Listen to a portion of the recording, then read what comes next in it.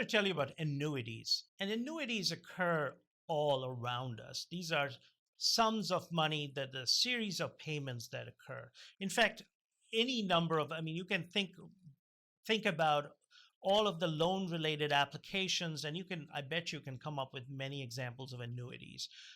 Some of the common ones are mortgage payments, house pay, car payments, any kind of payments which require a payment, usually equal amounts of payments every so often, right? So it, like I said, these loans that you have, mortgage related or auto loans or any other kind of loans that have equal monthly payment requirements, where you have to make these equal monthly payments to pay off your loan over an extended period, those are examples of annuities.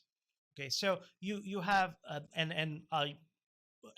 as you become more familiar with these concepts, I would challenge you to look around you and find other examples of annuities that you see happening all around you.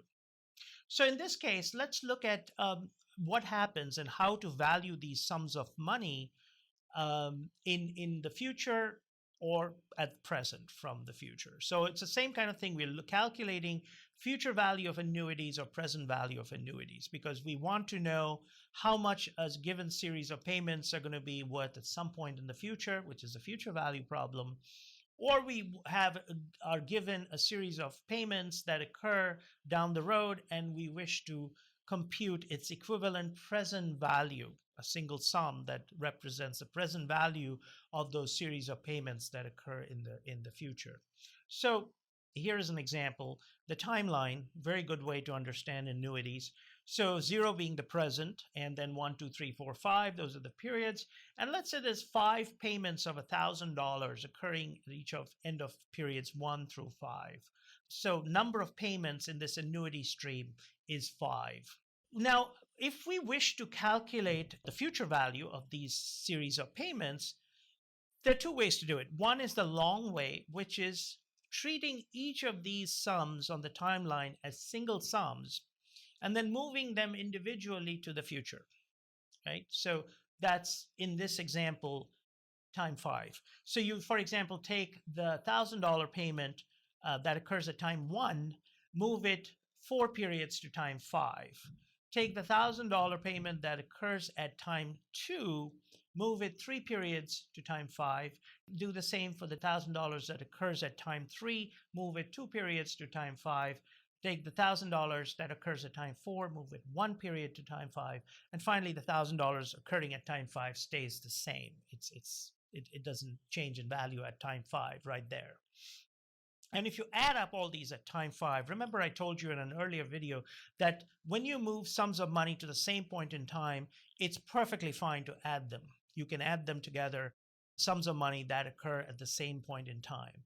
So you can do that, and you can see at the lower left-hand corner of the presentation, that's exactly what I've done. I've moved all those monies individually to time 5, and then we'll simply add up vertically. And that sum represents the future value of this series of payments at time 5 under a compounded rate of 5%.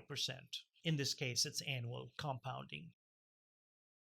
So that's the hard way or the long way to do the problem. Turns out we have a shorter way and a more elegant way to solve the same problem and get the same answer. And that is through these future value or present value of annuity formulas.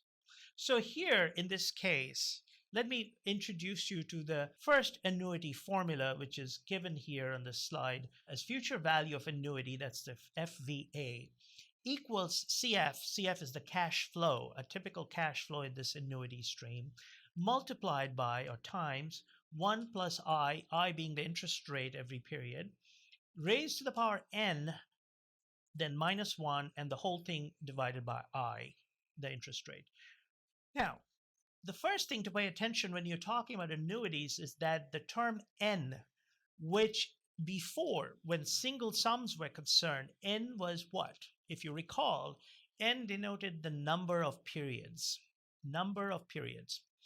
In an annuity world, n denotes the number of annuity payments in the annuity stream. The number of annuity payments in the stream. So in this case, N is 5 because there are 5 payments of $1,000 in this annuity stream.